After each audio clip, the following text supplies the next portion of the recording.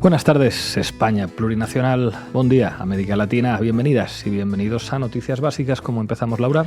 Pedro Sánchez es ya oficialmente candidato a la presidencia del gobierno después de que Felipe VI lo haya designado tras el fracaso de la investidura de Alberto Núñez Feijóo. Pedro Sánchez se ha reunido hoy con la líder de Sumar, Yolanda Díaz, con quien ha empezado la ronda de contactos con los grupos parlamentarios. Por delante, tiene la difícil tarea de conseguir los apoyos del independentismo catalán, pero se muestra optimista.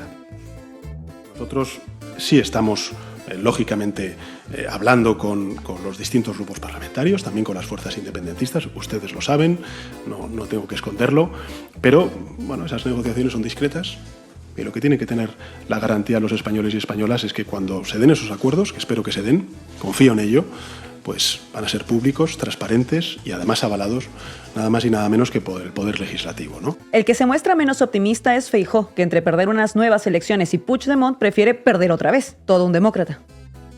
Sería bueno, creo yo, que para que la investidura en España no se considere un festival o un teatrillo, sería bueno, por supuesto, que los españoles volviésemos a hablar. Esa es mi tesis. Entre el gobierno de la mentira y unas elecciones, creo que es mucho más digno para esta vieja nación unas elecciones. Pero eso no va a depender de lo que yo quiera, sino de lo que decía el señor Puigdemont. Por su parte, la ultraderecha ya ha dicho que a Pedro Sánchez ni agua así de solemne se muestra María José Rodríguez de Millán Parro, popularmente conocida como Pepa Millán.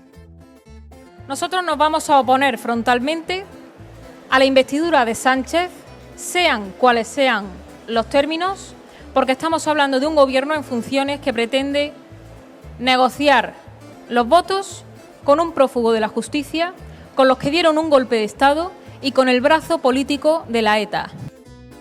Esta mañana se ha producido la reunión entre Yolanda Díaz y Pedro Sánchez, en la que al parecer la líder de Sumar ha confirmado que hay acuerdo, pero ha hecho llegar al candidato del PSOE que es necesario seguir avanzando en la agenda social.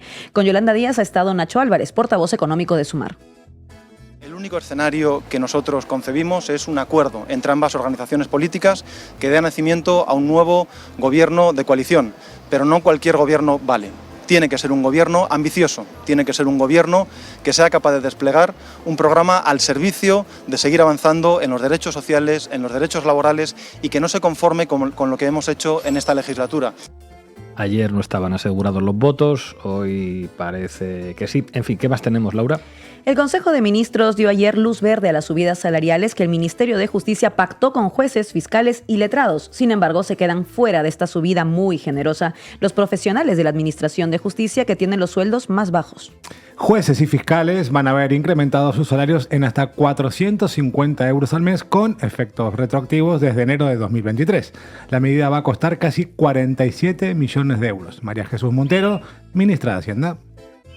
Este compromiso del Gobierno que se verá también reforzado si el incremento del IPC se mantiene a lo largo de este año y el incremento sobre todo del PIB, que será otra variable que se podrá analizar en el mes de febrero y que completará ese 3,5 de subida a más de 3,5 millones de empleados que se irá completando a lo largo de los próximos meses. ¡Viva la lucha obrera! Aunque sea con toga. No cantes victoria, Pablo, que la Asociación Profesional de la Magistratura, asociación de magistrados vinculada al Partido Popular y a Vox, los rubiales con toga, ya sabes, a estos pobres trabajadores que cobran de media más de 5.500 euros al mes en 14 pagas, les parece insuficiente la medida y quieren más. La verdad es que es un poco extraño que costara casi un año convencer al PSOE de subir 9 euros el salario mínimo interprofesional, pero que en cambio subir de golpe 450 euros a jueces y fiscales, que me alegro mucho, pero que ganan 5 veces el salario mínimo interprofesional, esto no ha costado nada, esto sin problemas, que no se diga además que el PSOE no defiende a la working class. Ay, es que ganan muy poco los jueces y fiscales, Pablo. Bueno, podemos saber, porque yo creo que mucha gente que está viendo las noticias básicas se pregunta, ¿cuánto ganan los jueces en España? Como he dicho antes, cobran de media 75.000 euros al año, que es casi el doble del sueldo medio en el sector público de España, que no llega a 40.000 euros al año. De todos modos, el 71% de los magistrados cobran más de 75.000 euros al año y los jueces del Tribunal Supremo cobran 109.000 euros al año, bastante más que el presidente del gobierno. Quizá habría que recordarle al PSOE que tendría más sentido empezar por los últimos para llegar a todos, que no es muy razonable que haya trabajadores de la justicia que estén cobrando 1.500 euros al mes y que a los primeros a los que se les suba el sueldo sea a los que ganan más de 5.000. Vamos, digo yo. ¿Qué más tenemos, Laura? Ayer por la tarde se reunieron en Sevilla la ministra de Transición Ecológica, Teresa Rivera, con el presidente andaluz, Juan Manuel Moreno Bonilla. Juanma, para los amigos.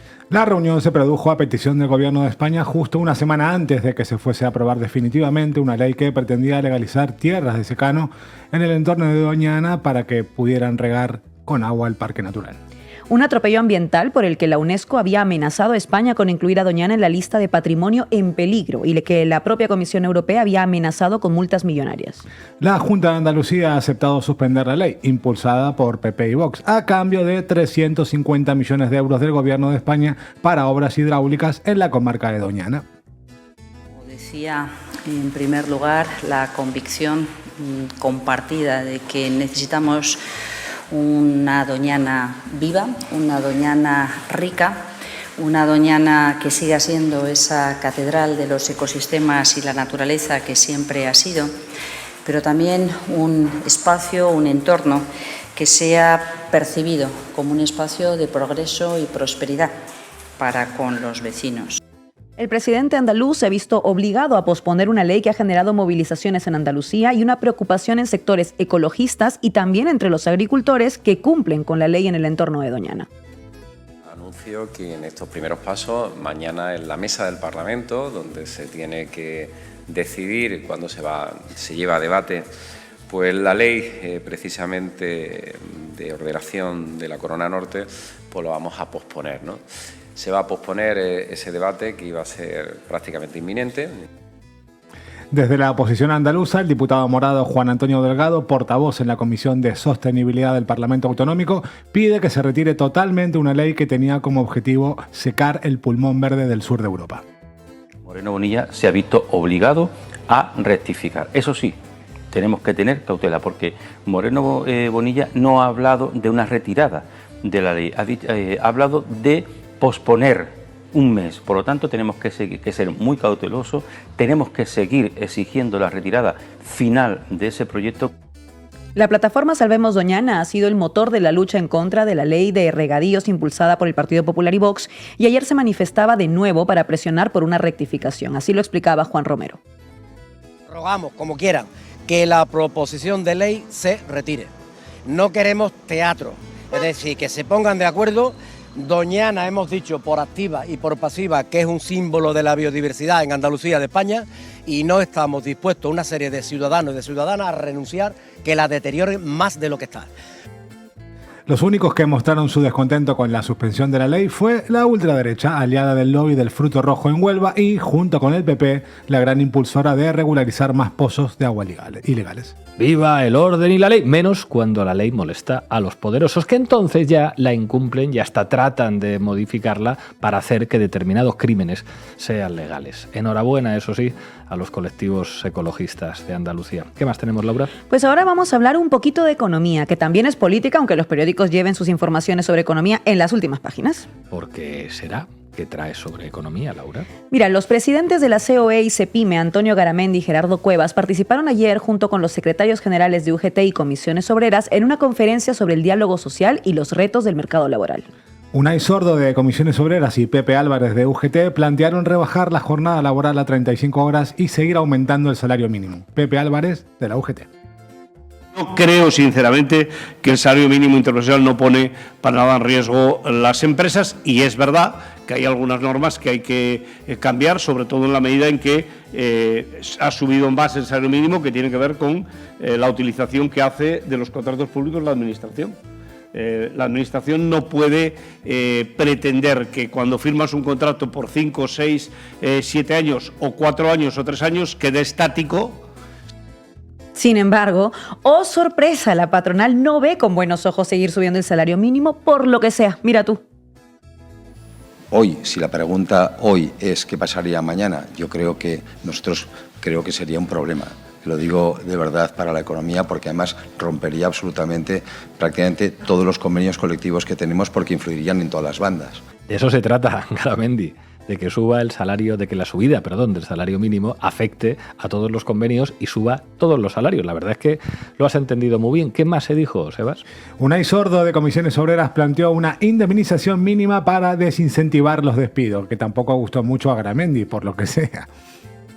Pero yo creo que a futuro España sí se tiene que plantear, tiene que hacer un cierto replanteamiento del modelo de despido, ¿no? No me quiero alargar, pero lo apuntaba antes. Creo que la clave está en incentivar unos comportamientos que haga que el despido sea la última opción de la empresa, porque se faciliten comportamientos alternativos, y yo creo que para eso habría que introducir elementos desincentivadores del despido.